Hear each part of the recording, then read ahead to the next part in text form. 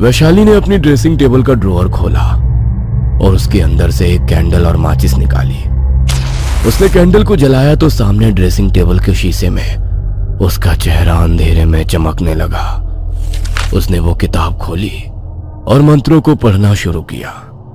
उसने वैशाली के खून से सने रुमाल को निकाला और उस पर अपने सर के कुछ बाल काट कर रख दिए। अब उसने एक साफ कपड़ा लिया और उसके अंदर वो बाल रख दिए जो उसने वैशाली के सर से लिए थे।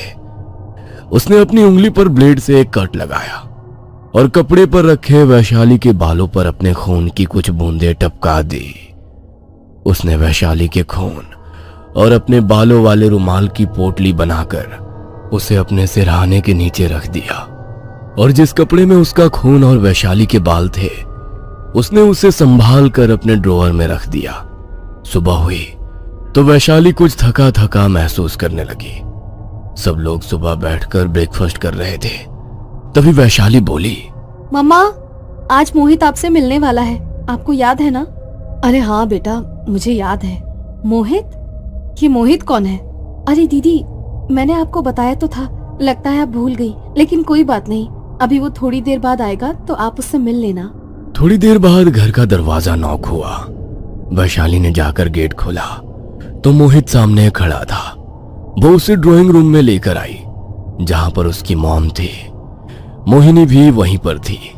उसने मोहित को देखा तो उसके मन में वैशाली के लिए जलन और बढ़ गई। वैशाली ने बताया था बेटा तुम्हारे बारे में। मैंने सुना है कि तुम्हारा ट्रांसफर होने वाला है और उससे पहले तुम लोग शादी करना चाहते हो।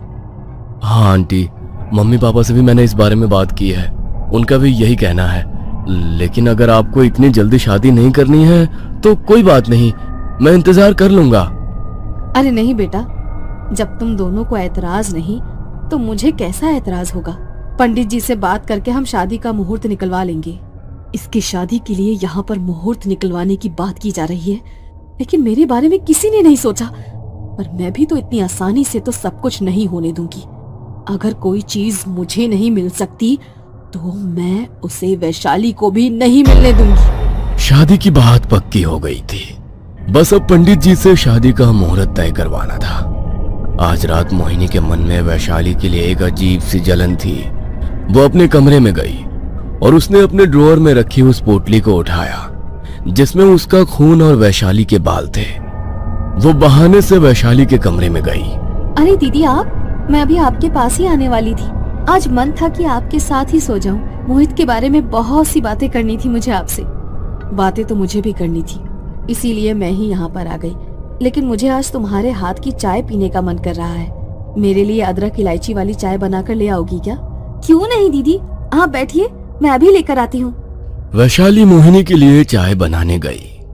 तभी उसने मौका पाकर उसके पलंग के गद्दे के नीचे उस पोटली को रख दिया।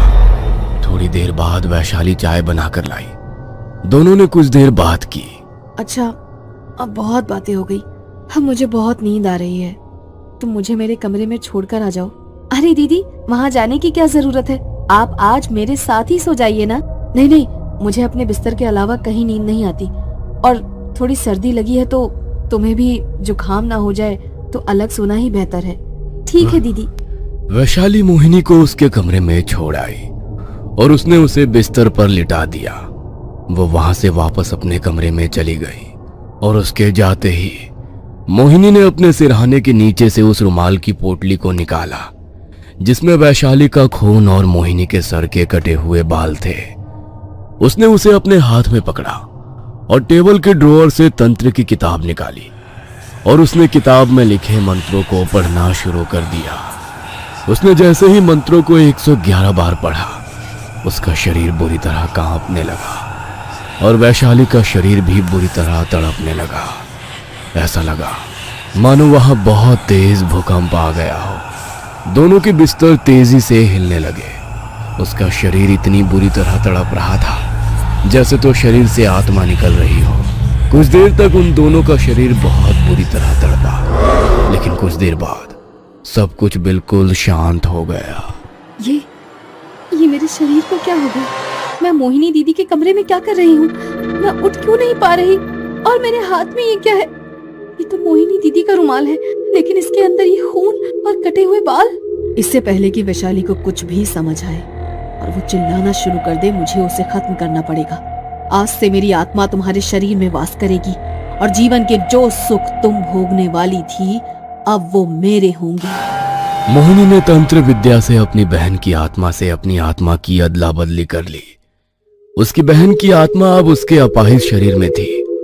वो उठी और अपने कमरे की तरफ गई। उसने कमरे का दरवाजा खोला और अंदर गई। ये सब क्या हो रहा है? मेरे सामने मेरा शरीर कैसे चलकर आ सकता है? कहीं मैं कोई बुरा सपना तो नहीं देख रही? नहीं मेरी प्यारी बहन, तुम कोई बुरा सपना नहीं देख रही। अगर तुम्हारी कोई आखिरी इच्छा है तो बता दो, क्योंकि अब तुम मरने वाली हो। क्या? ये सब क्या हो रहा है? मैंने तुमसे तुम्हारी आखिरी इच्छा पूछी थी, लेकिन तुमने नहीं बताई, तो कोई बात नहीं। आखिरी इच्छा पूरी किए बिना ही तुम्हें अलविदा। मोहिनी ने पहले से ही अपने कमरे में एक खुली वायर छोड़ी थी। उसने अपने शरीर को करंट दिया और कुछ ही देर में उसका शरीर एक मुर्दा शरीर बन गया। सबको लगेगा कि मोहिनी तो चल बसी। कभी कोई समझ नहीं पाएगा कि मोहिनी तो जिंदा है और जो मर गई है वो वैशाली है। ये आत्मा और आत्मा का खेल खेलने में बहुत मजा आएगा। उसने अपने मृत शरीर के हाथ से वो रुमाल की पोटली ली और वैशाली के कमरे में चली गई। वैशाली के कमरे में जाकर आज उसी के रूप में वो आराम से सो गई। सुबह जब उसकी मां मोहिनी के कमरे में उसे उठाने गई तो उसकी चीख निकल गई। मोहिनी के चल बसने की खबर ने उन्हें बुरी तरह झकझोर कर रख दिया। मोहिनी के शरीर का अंतिम संस्कार किया गया। पंडित जी ने उसकी अस्थियों को उन्हें दे दिया। आप इन अस्थियों को मुझे दे दो माँ, मैं गंगा जी जाकर इन्हें खुद प्रवाहित करके आऊंगी। वैशाली ने मोहिनी की अस्थियों को अपनी मां से ले लिया, लेकिन उसने उन्हें गंगा जी में प्रवाहित नहीं किया, बल्कि वैशाली के कमरे की अलमारी के पीछे संभाल कर रख दिया। तेरी अस्थियों को प्रवाहित कर दिया तो तुझे मुक्ति मिल जाएगी, लेकिन मैं तो तुझे अपनी कैद में रखना चाहती हूँ। तेरी मुक्ति मैं कभी नहीं होने दूंगी मेरी प्यारी बहन वैशाली। सबको लगता है कि मोहिनी चल बसी है, लेकिन वैशाली के शरीर में रहकर मोहिनी अपनी हर इच्छा पूरी कर रही थी और आज तो उसकी सबसे बड़ी इच्छा पूरी होने वाली थी। वो थी उसकी शादी की इच्छा। मोहित को लग रहा था कि वो अपने कॉलेज के प्यार वैशाली से शादी कर रहा है, पर यह तो सिर्फ शरीर वैशाली का है, मगर आत्मा मोहिनी की। उन दोनों की शादी हुई और शादी को कुछ समय बीता। पता नहीं वैशाली, लेकिन जब से हमारी शादी हुई है तब से तुम बहुत बदली बदली सी लग रही हो। तुम्हारा बात करने का तरीका, तुम्हारा बिहेवियर बिल्कुल तुम्हारी बहन की तरह हो गया है। बहन का मतलब मोहिनी दीदी की तरह?